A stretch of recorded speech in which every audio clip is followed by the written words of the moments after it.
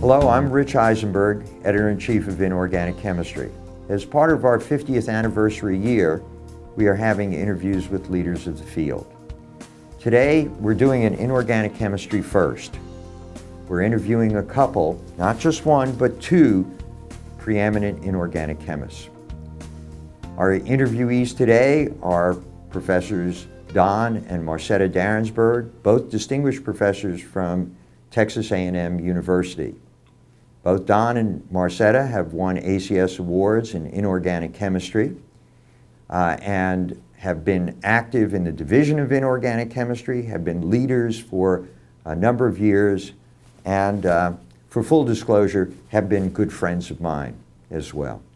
Welcome, Marcetta. Welcome, Don. It's a pleasure to have you here today. Thank you, Rich. It's good to be here. Thanks. Let's start with your early years and how did your interest in science develop? Separately, let me start with Marcetta, and then we'll go to Don. Well, my parents, of course, were the biggest influence on me, and they were school teachers, and I'm from the hills of Kentucky. They were fairly well educated for the hills of Kentucky, and they encouraged me in everything that I've done. My dad was sort of a gee whiz scientist. He was always looking for special things. But I'm sure had he been trained, he would have been a good scientist. I became a chemist because of my high school chemistry teacher, Mrs. Bolton, who I really admired and wanted to be just like her. So then I went to Union College in Barberville, Kentucky, and on to the University of Illinois for my PhD. Okay, we'll get to Illinois in a second. Don, how about you? Well, I grew up in Baton Rouge, Louisiana, and science wasn't a big part of my background. I went to private school, which really had a very weak science curriculum. And my father was a builder, though, and so I was always encouraged. He was good at math. My sister actually majored in math in college, so we were good at math, but science I had very little of. So what I decided to do was to go on to college and be an architect or mechanical engineer, because that's what I was familiar with. And after arriving in Los Angeles for undergraduate school, I really didn't like the mechanical engineering curriculum, and we were required to take freshman chemistry. And I really fell in love with chemistry then, and eventually went on to do undergraduate research with Harold Goldwhite at Cal State LA. And from there, you know, it's sort of history. Do you think some of the architectural elements that are in chemistry are what really attracted you? I think building molecules is very much akin to building buildings.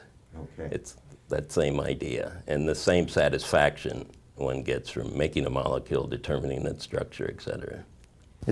Tell our viewers where you went to graduate school, with whom you worked, and what you were doing in graduate school. I think you met in graduate school as well. Yeah, of course. So I went to Illinois, University of Illinois, Champaign-Urbana, and decided to focus on inorganic chemistry, since that's what I had focused on as an undergraduate. Worked in the area of infrared spectroscopy with Ted Brown. I started actually with Stan Piper, and he passed away during my first year. So I switched to Ted Brown, and was the first member of his group to really get involved in metal carbonyl chemistry. We did infrared intensities, which was a rather odd thing to be doing as an inorganic chemist, but you had to synthesize organometallic compounds. So that was the early stages of organometallic chemistry. I actually never had a course in organometallic chemistry because one wasn't offered. Marcetta? Well, also at the University of Illinois, and I actually had a bit of a hard time finding a group because some professors didn't want women in their group at the time. But that was the most fortunate thing for me. I ended up with Ted Brown. And he was a wonderful mentor and a very cautious, careful scientist. I probably was the last student to work on his organolithium projects, and he was working on catalysis using anionic polymerization catalysts for olefin polymerizations. I really enjoyed those years. I thought everything that was going on in inorganic chemistry was there at the University of Illinois. And I think I was right for all the physical methods that Russ Drago was developing, the start of materials chemistry that Galen Stuckey was developing, and so much more that I could talk about from those days. Now, this was sometime in the early, mid-1960s? I graduated in '67. Okay. 68. Yeah. Now, did either of you do postdoctoral work?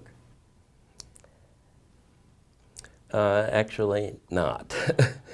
My first job after graduate school, after 4 years of graduate school, was at Texaco Research Center in Beacon, New York, which is upriver from the city.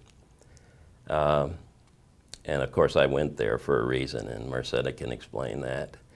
But I worked with a guy who was very well known for doing adsorbed small molecules on supported catalytic surfaces, a guy named Bob Eischen. So it was sort of a postdoc, but I was paid better than a postdoc. And I had lots of time because of the way industry operated at the time. I had full-time technicians and really wasn't allowed to do much work in the lab myself. So I had lots of time to think about proposal writing, et cetera, and almost immediately decided I wanted an academic job. And Texaco was very nice to me. They allowed me to work for 8 months after I had obtained an academic job. Very good. Marcetta? And I also did not have a postdoc immediately after graduate school. I took a position at Vassar College, which is a wonderful undergraduate institution, the best students, and had a research lab, which Don frequented as soon as we were married and together for a couple of years at Vassar. We did some experiments together and published work from that time. I did have my version of a postdoc came with my first sabbatical, and that was with Earl Mutertes when he was still at Cornell. And in a lot of ways, that really gave a huge boost to my career, and he advised me to go study hydrides, Marcetta. And it was sort of like plastics, if you know what I mean. Yes, I do. I do. Actually, I should point out for our viewers that in the mid-'60s, postdocs were not necessarily as required as they are today in terms of getting faculty positions. Now, let me turn back to this idea of from these early studies, what kinds of threads or themes ran through your research from then until today? Well, I was interested in charge distribution in molecules and how you might probe that in some way with reactivity. We worked together on this because Don was the infrared spectroscopist who understood force constants in metal carbonyls. So we could map this nucleophilic attack on metal carbonyls, in the production of acyl from neutral metal carbonyls and carbanions. So that charge distribution idea carried on for me in my first work with site-specific ion pairing, and then from there on into hydrides. Yeah. And then you continued into organic, bio-inorganic chemistry today with iron hydrogenase models, and there is a link. Oh yes, oh yes. I I think those fundamental studies that we did with metal carbonyl hydrides and just metal carbonyl anions led to my seeing or my interest in finding some hydrides in biology. And I thought that the best place to look for those would be in the hydrogenases. And I started thinking about that before the structures of the active sites of the hydrogenases had been established. So I first got into coordination chemistry using nickel N2S2 compounds. And all I am today, I owe to two molecules, actually. A molecule that was synthesized by Dan Mills in my research group, which has a square planar nickel and N2S2 coordination. And I was we were very fortunate in seeing a lot of reactivity at the sulfurs of those. Then from that, I went into the diiron hydrogenases. But we can talk more about that. We'll get there, but let's give Don a chance to catch up. And yeah, so in terms of the threads and themes as they were established early and how they evolved to today. Yeah, well, from the very start, I was interested in mechanistic, inorganic, organometallic chemistry. And I had this specialty in infrared spectroscopy background that was very useful at the time. And in the early 70s, because of the fuel crisis, inorganic chemists or organometallic chemists were very involved in Fischer-Tropsch type chemistry. And so the reaction I elected to investigate was a water-gas shift reaction, which converts some of the CO to hydrogen. And during that process, CO2 is a product of that reaction. And so for many years, we went through studying the mechanism of CO2 reactions into metal hydrides, some of which Merceda had synthesized and were well characterized. And that evolved to looking at CO2 insertion into metal carbon bonds, metal oxygen bonds, and at the same time employing in situ infrared techniques to monitor reactions at whatever conditions, high pressures, low temperatures, etc.